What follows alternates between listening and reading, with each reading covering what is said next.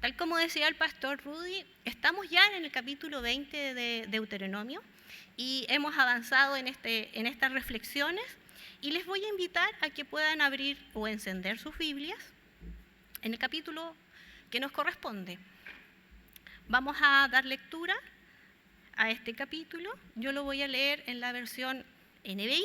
Usted la puede seguir en la versión que la tenga y en su Biblia para que podamos leer juntos esta. Cuando salgas a pelear contra tus enemigos y veas un ejército superior al tuyo, con muchos caballos y carros de guerra, no les temas, porque el Señor tu Dios, que te sacó de Egipto, estará contigo. Cuando estés a punto de entrar en batalla, el sacerdote pasará al frente y exhortará al ejército con estas palabras: Escucha, Israel, hoy vas a entrar en batalla contra tus enemigos. No te desanimes ni tengas miedo. No te acobardes ni te llenes de pavor ante ellos, porque el Señor tu Dios está contigo. Él peleará en favor tuyo y te dará la victoria sobre todos tus enemigos. Luego los oficiales le dirán al ejército: si alguno de ustedes ha construido una casa nueva y no la ha estrenado, que vuelva a su casa, no sea que muera en batalla y otro la estrene. Si alguno ha plantado una viña y no ha disfrutado de las uvas, que vuelva a su finca, no sea que muera en batalla y sea otro el que disfrute de ellas. Si alguno se ha comprometido con una mujer y no se ha casado, que regrese a su pueblo, no sea que muera en batalla y sea que otro el que se case con ella. Y añadirán los oficiales: si alguno de ustedes es miedoso o cobarde, que vuelva a su casa, no sea que desanime también a sus hermanos. Cuando los oficiales hayan terminado de hablar, nombrarán capitanes que dirigirán al ejército. Verso 10. Cuando te acerques a una ciudad para atacarla, hazle primero una oferta de paz. Si acepta y abre las puertas, todos los habitantes de esa ciudad quedarán bajo su dominio y serán tus esclavos. Pero si la ciudad rechaza la paz y entra en batalla contra ti, la sitiarás. Y cuando el Señor tu Dios la entregue en tus manos, matarás a filo de espada a todos sus hombres. Como botín podrás retener a las mujeres y a los niños y al ganado y todo lo demás que haya en esa ciudad. También podrás comer del botín de tus enemigos, que te entregará el Señor tu Dios. Así tratarás a todas las ciudades lejanas que no pertenezcan a las naciones vecinas. Sin embargo, en las ciudades de los pueblos en que el Señor tu Dios te da como herencia, no dejarás nada con vida. Exterminarás del todo a los hititas, amorreos, cananeos, fereceos, heveos y jebuseos, tal como el Señor tu Dios te lo ha mandado. De lo contrario, ellos te enseñarán a hacer todas las cosas abominables que hacen para adorar a sus dioses, y pecarás contra el Señor tu Dios.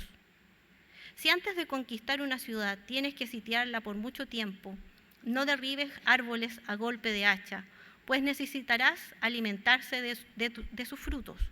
No los derribes, pues no son hombres que puedan defenderse de ti, sino solo árboles del campo. Sin embargo, podrás derribar los árboles que no sean frutales y construir con ellos instrumentos de asedio contra la ciudad que tengas sitiada hasta que caiga bajo tu dominio. El título del sermón es Tiempos de Guerra, y este capítulo 20 habla acerca de eso. Habla acerca del tiempo de guerra, de tiempos difíciles que Israel está a punto de experimentar. La semana pasada reflexionamos acerca del capítulo 19 y en esta reflexión el pastor Rudy nos ayudaba a entender y nos proponía en el tema de el cuidado que tenemos que tener frente a nuestros juicios apresurados a personas, porque hablaba acerca de estas ciudades de refugio. el instinto de venganza que nace cuando hay algunas situaciones de complejidad y de situaciones de injusticia que a veces se ven en una u otra manera. El cuidado de la vida física, y que esta reflexión y este capítulo hacía notar en estas ciudades para que estas personas pudieran tener un juicio justo y probar si había sido una muerte causal o qué caso era el que había sucedido en ese sentido.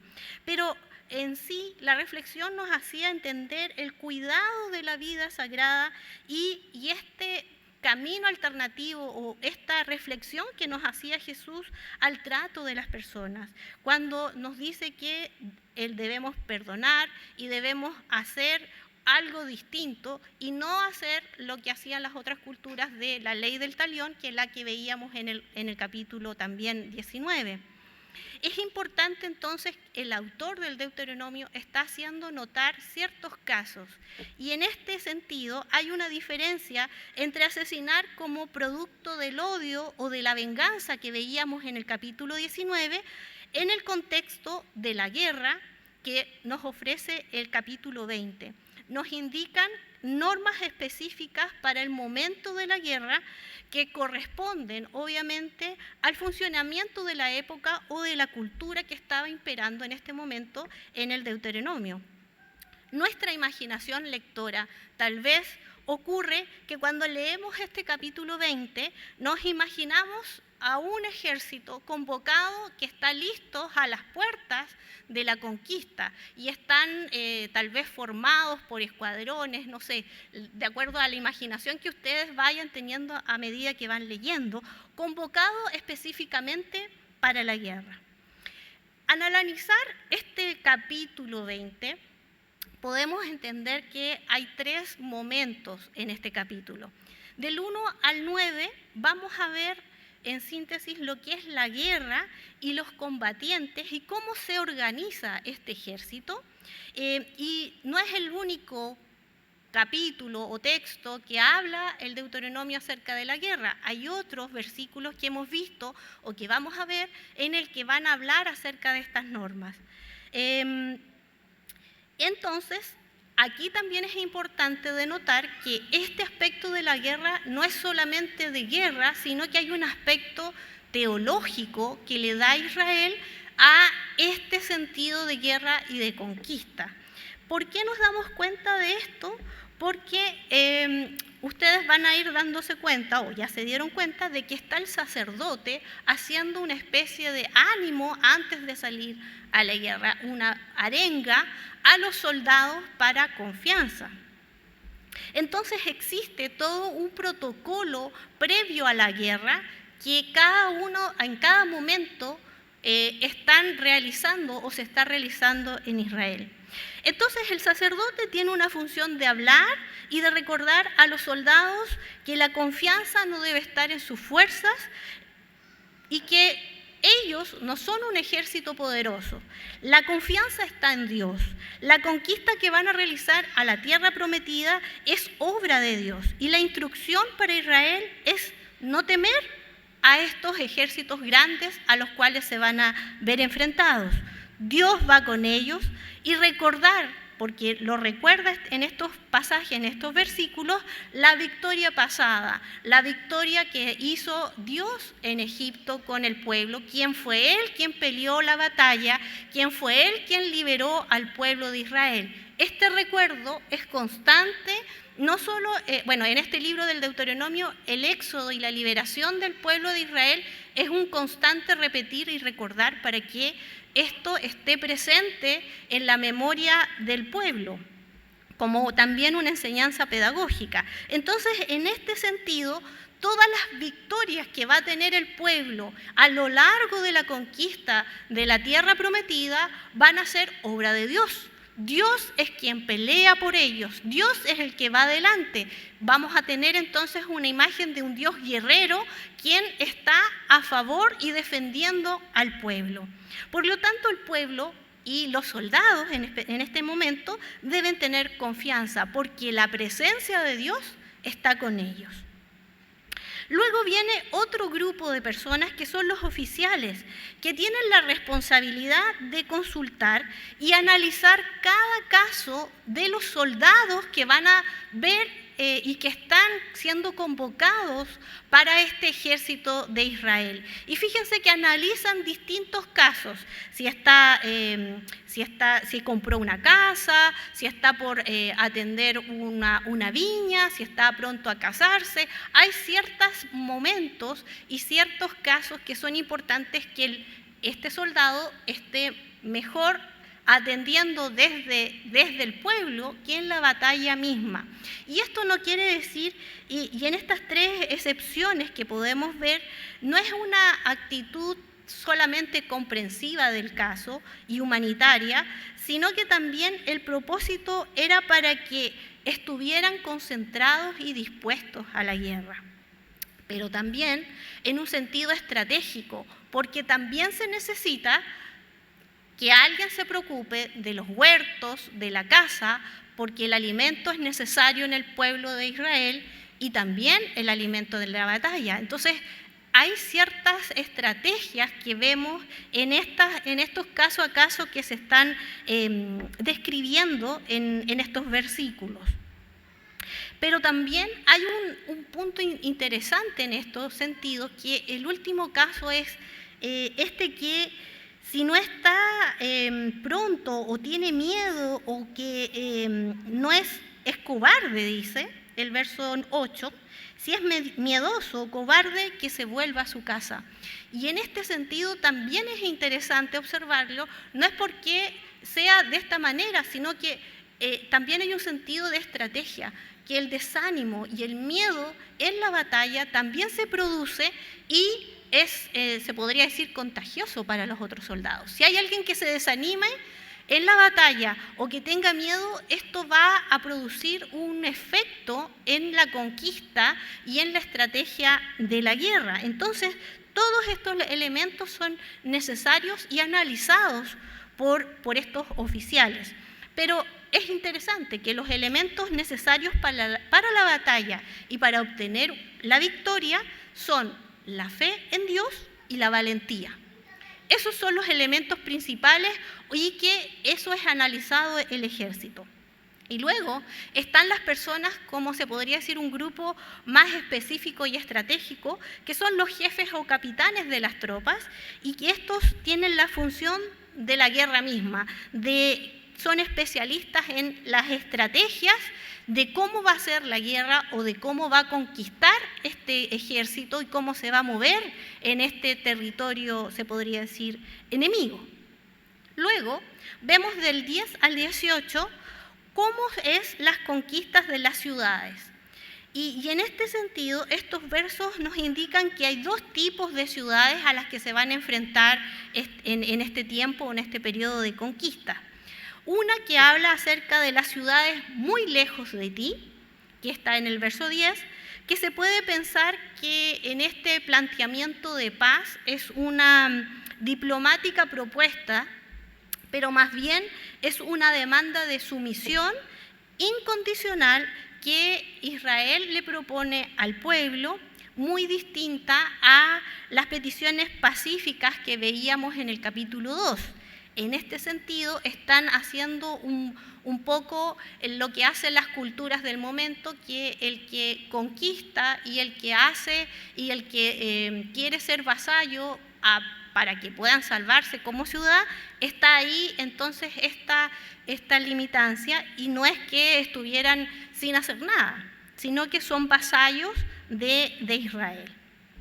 El término paz no va a ser en el sentido que nosotros hemos visto como el término shalom, si bien el paz en el español para nosotros es la misma palabra, pero tiene acepciones distintas. Como les decía, la clave va a ser esto, que van a ser vasallos a Israel.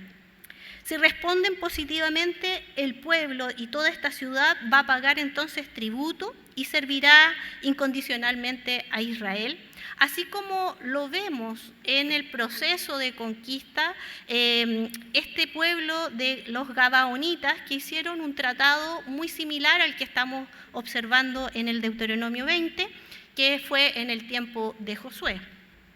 Pero si la respuesta es contraria, toda la ciudad va a ser sitiada y entregada a Dios y todos los varones van a morir. Al parecer, estas ciudades del verso 10 al 14 no son cananeas, porque existe un botín de guerra que nos señala. Pero para los enemigos locales, los que van a pertenecer a estos versos que van desde el 16 al 18, estas ciudades al parecer son las cananeas, las que tienen un fin mucho más cruel en nuestra lectura, ya que todos los habitantes van a tener que morir. Y esta es la razón de esta situación de muerte es conocida porque van a evitar la idolatría que estos pueblos tienen. Aquí vemos entonces también una opción de guerra un poco religiosa, porque vamos a darnos cuenta de que el exterminio o la muerte de estas ciudades, de estas poblaciones, son para que no se contamine Israel de las religiones o de las maneras de culto que tienen estas otras ciudades. Y del 19 al 20 vamos a encontrar una norma contra la desforestación en la guerra. Y esto también es bastante interesante. Estos versículos se refieren a una práctica militar de talar los árboles en el momento del asedio de las ciudades, en este sentido que van a rodear la ciudad, sitiar la ciudad, y no van a permitir que nadie entre y salga. Por lo tanto, hay una situación ahí extrema. Y en este momento, estos árboles que están alrededor o que podrían encontrar los ejércitos, van a entonces despejar este camino, van a talar estos árboles para construir las torres de asalto, que es una estrategia propia de los asirios, y también lo que probablemente los israelitas no estén familiarizados con esta estrategia, sino que más bien es asiria, pero en estos sentidos, estos versículos también tienen el sentido ecológico en la práctica de la guerra, ya que van a hacer notar que estos elementos van a tener que distinguir qué clase de árbol es. Si es de fruto, va a ayudar a la comida, que es esencial para el ejército que está a las afueras de la ciudad. Entonces es bastante interesante este capítulo 20 porque contiene varias normas en el tiempo de guerra. Pero tal vez usted estará pensando, lo voy a dejar pensar un minuto, ¿qué de nosotros? Porque nosotros no estamos en guerra. Y este capítulo es muy propio del Deuteronomio, en la época de la conquista, y nosotros no estamos en este tiempo como para exterminar a las personas o para convocar al ejército, no estamos en ese tiempo. Estudiando este pasaje con el equipo pastoral, empezamos a reflexionar y darnos cuenta que este capítulo, si bien tiene esta función de conquista de la tierra prometida, podemos observar que hay un sentido comunitario de la vida, que si bien algunos van a ir a la guerra, otros que se quedan van a hacer la vida, pero no alejados del pensamiento de conquista que tiene el pueblo, sino que los que se quedan en la ciudad o los que se quedan en sus pueblos están también trabajando para el regreso de los soldados, para estar preocupados de que la vida en las tiendas, en las tribus, siga permaneciendo a pesar de que están en este tiempo de guerra.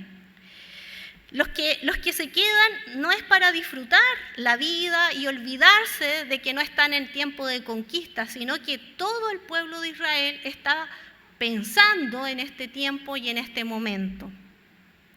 Este capítulo nos hace reflexionar no solamente, como les decía, en guerra, porque estas normas no las podemos aplicar a nuestros días.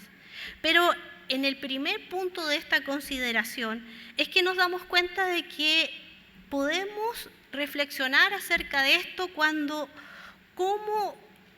yo enfrento en mi vida cotidiana a un enemigo más poderoso que yo. Y eso es lo que vemos en este capítulo. La arenga o las palabras de refuerzo que hace el sacerdote a los soldados nos ayudan a nuestros días a darnos cuenta que nosotros no estamos solos. La presencia de Dios está en medio nuestro, por lo tanto nuestra fe no puede decaer. Poner la confianza en mis fuerzas, en mi dinero, en mis posesiones, en mi apellido o en mi clase social no tiene sentido. No nos asegura nada. Lo que nos asegura las cosas es la confianza en Dios y la fe en Dios. El mismo Salmo 27 dice: estos confían en carros, aquellos en caballos, mas nosotros del nombre de Jehová nuestro Dios tendremos memoria, haciendo tal vez un paralelo a lo que dice Deuteronomio 20, o Isaías 31:1, que dice: ay de los que descienden a Egipto por ayuda, en los que buscan caballos en su apoyo y confían en los carros porque son muchos y en los jinetes porque son fuertes, pero no miran al Santo de Israel ni buscan al Señor. Isaías también haciendo notar que la confianza no puede estar solamente en la fuerza que podría ser solamente militar, pero viéndolo en nuestros días, no solamente podemos nosotros enfrentarnos a los problemas o a gigantes que son más poderosos que nosotros con nuestras fuerzas, con nuestra posesión, con nuestro apellido, con nuestros estudios, sino que debemos confiar que Dios está a nuestro lado. Y si Él está a nuestro lado, Él nos ayudará a enfrentar a esos enemigos poderosos que tal vez estamos viviendo o que tal vez estamos pensando en proyectos que son más grandes que nosotros. Porque los enemigos, a lo mejor usted va a decir, no tengo enemigos poderosos, pero tal vez los propósitos que tenemos para este año 2022 o las planificaciones que tenemos para nuestro año, sí son gigantes que son difíciles de batallar juntos a Él. Como sociedad tenemos incertidumbres todos los días, porque el gigante que enfrentamos como este virus va mutando y cambiando y lo vemos enfrentado porque no sabemos cómo pelear. Y también estamos de la misma manera, tal vez no tenemos los carros, no tenemos las suficientes vacunas, no tenemos la suficiente sabiduría para enfrentar este gigante de esta enfermedad, de este contagio, pero tenemos a alguien poderoso de nuestro lado y ese es Dios. Y por tanto, en estos momentos de gigantes o de situaciones poderosas, debemos recordar que tenemos a nuestro Señor de nuestro lado. Y Él estará ayudándonos de una manera que nos ayudará a vivir en este entorno. Obviamente que la sabiduría y la inteligencia en la investigación ha permitido que las vacunas una y otra vez nos ayuden. Tal vez no está todo lo que nosotros pensamos de la vacuna, pero ahí está. Dios ha abierto un camino en el cual nos podemos mover en medio de esta pandemia, que se ve poderosa, que exige ciertas estrategias, pero que el Señor nos está ayudando, no solamente a nosotros como cristianos, sino que a la humanidad le está guiando en cómo hacer esta vida. Nuestra confianza debe estar en nuestro Señor. Nuestra confianza es en Él porque Él prometió que no nos abandonaría. Es tan simple, pero lo que hace el sacerdote en este tiempo es darnos cuenta de la situación y de recordarnos esto que nos ayuda a nuestra fe y a perseverar. El segundo momento o la segunda consideración es este llamado a la santidad, que nos recuerda también este capítulo, en cuanto a, obviamente, no vamos a exterminar y matar a las personas, pero el sentido de santidad sigue siendo importante hoy en día en nuestra sociedad. Este capítulo es algo que es importante para este capítulo, la santidad, y para todo el libro. Los que seguimos a Jesús, es importante recordar que la santidad es exigencia para nuestras vidas. La santidad es una parte importante en mi relación con Dios, y todo lo que se opone a esa santidad es el pecado. Y el pecado es el rechazo de someterme a la autoridad de Dios. La palabra sagrado en hebreo, que es gadosh, significa presencia de Dios. Todo lo santo, todo lo sagrado es aquello que le pertenece a Dios, todo aquello que tiene una especial relación con Él.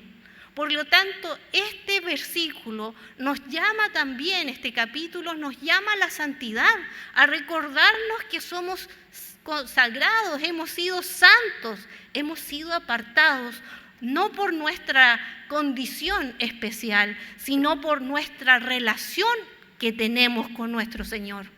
Él es el que nos ha mirado, Él es el que se ha acercado a nosotros y Él es el que nos ha apartado como propiedad suya. Sed santos en todo vuestro proceder, como es santo el que los ha llamado, porque está escrito, sed santos, porque yo soy santo. Y esto lo dice Primera de Pedro, recordando tal vez este sentido de santidad que podemos ver y este llamado que podemos ver en los libros del Antiguo Testamento a la santidad, a la santificación del pueblo, a volvernos y a recordar cuán importante es esta relación que nosotros tenemos con nuestro Señor y que eso nos hace ser santos. Por lo tanto, debemos tener cuidado en cuanto a todo lo que se oponga a poder ser y poder obedecer a Dios en cada aspecto de nuestra vida. Y en tercer lugar, en tercer punto, es este sentido del medio ambiente, que es muy propio del Deuteronomio y que hoy en día está siendo un tema importante en nuestra sociedad. Estudiando el Pentateuco, uno se puede dar cuenta que se destaca el cuidado del medio ambiente y de su preocupación en varios libros del Pentateuco. ¿Cuándo es que los seres humanos permitimos que este rumbo del cuidado y de dejarnos desentender de este medio ambiente, de esta naturaleza? ¿Qué nos pasó como humanidad?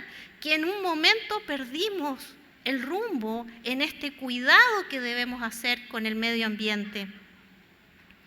Parece que este tema en medio de los cristianos tampoco se reflexiona, pero el Deuteronomio nos hace una pista, una clave. Es que no podemos destruir todo. Hay situaciones en que tenemos que preocuparnos por la naturaleza. En una situación tan extraña como las normas de la guerra, vemos esta advertencia que no se puede pasar por alto. No se pueden talar todos los árboles, no se puede talar toda la selva, todos los árboles que hay en nuestro planeta. Hay algo que tenemos que hacer y que tenemos que reflexionar y los científicos están diciendo que tenemos que reflexionar ahora, porque hay tiempos que van a ser muy tardes si no hacemos nada como humanidad con nuestro planeta.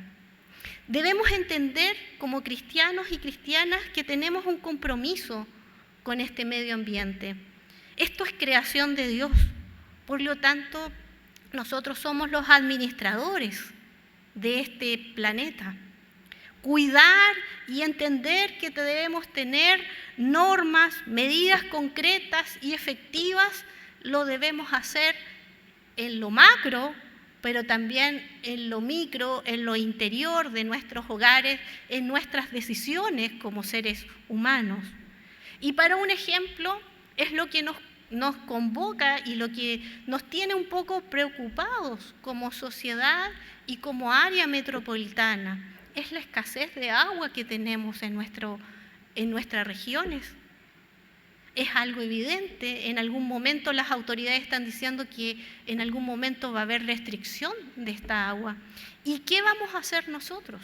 Vamos a tener que obedecer, obviamente. Pero no solamente vamos a orar para que el Señor mande lluvia, vamos a tener que hacer cambios en nuestros hábitos y vamos a tener que tomar medidas para cuidar de este medio ambiente y de esta agua que es tan importante para los seres humanos. Hay lagunas que se secan, hay árboles que ya no volverán a germinar, hay animales que están siendo exterminados y que no van a volver. Hay cosas que ya no tienen cómo mejorarse, porque ya la humanidad y el ser humano los ha extinguido. Pero hoy es el momento que nosotros como iglesia también reflexionemos en cuanto a esto y tomemos medidas. Y cuando me refiero a iglesia es a usted y a mí, somos iglesia. ¿Qué vamos a hacer nosotros? La advertencia y la reflexión está en Deuteronomio. No podemos talar todo. Hay que dejar alimento para los que vienen, para las futuras generaciones. Y esa es responsabilidad hoy de nosotros. Como ven, el capítulo 20 de Deuteronomio trae varios desafíos, no solamente para tiempos de guerra, sino también para tiempos de pandemia o tiempos en el siglo XXI. Y, ¿por qué no decirlo?, en este año que estamos iniciando del 2022. Hay cosas que tenemos que cambiar, hay cosas que tenemos que recordar y hay desafíos que debemos tomar como sociedad y como humanidad y como nosotros, siendo parte de esta sociedad que estamos viviendo día a día. Que el Señor nos ayude, que el Señor nos ayude con su gracia y su sabiduría y nos transforme cada día a su imagen, porque queremos en algún momento verlo cara a cara, pero también en las decisiones que tenemos que tomar hoy día para las futuras generaciones que están naciendo y que van a necesitar ciertas cosas ya determinadas por nosotros y decisiones que esta generación tiene que pasar a la siguiente. Que el Señor nos ayude y que el Señor nos guíe. Le invito a orar, a ponerse de pie. Vamos a orar.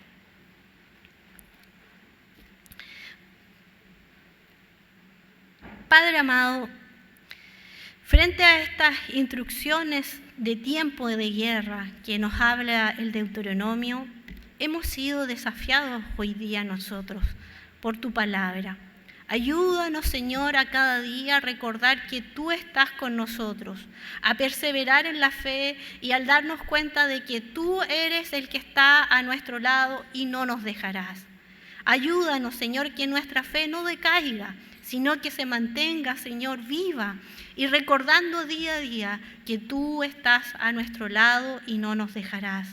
Oramos, Señor, para que tú nos ayudes en esta santificación y en esta santidad de nuestras vidas que cada día la necesitamos y que tú seas, Señor, el que nos esté cada día desafiando y ayudándonos en nuestras decisiones para no apartarnos de ti, sino que todo lo contrario.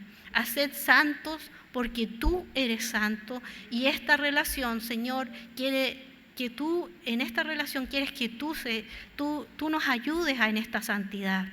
Y también, Señor, oramos, Señor, por las decisiones en el medio ambiente que tenemos como sociedad y como iglesia y como familias. Señor, sin duda hay cosas que debemos cambiar, que ya no podemos seguir de la misma manera. Guíanos, Señor, ayúdanos. Tú eres la única fuente, Señor, de gracia y sabiduría, y que tú eres el único que puede convencer y transformar nuestra manera de pensar, nuestra manera de caminar y de vivir, Señor. Transforma nuestras vidas en este cuidado, Señor, que debemos tener y en esta administración que debemos tener con la naturaleza. Guíanos, Señor, ayúdanos.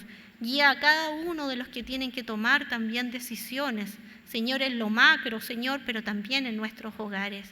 Bendícenos y sigue, Señor, como solamente tú lo puedes hacer, recordando tu palabra, haciéndonos reflexionar y convenciéndonos, porque tú eres la única persona que puede hacer esto para gloria y honra tuya.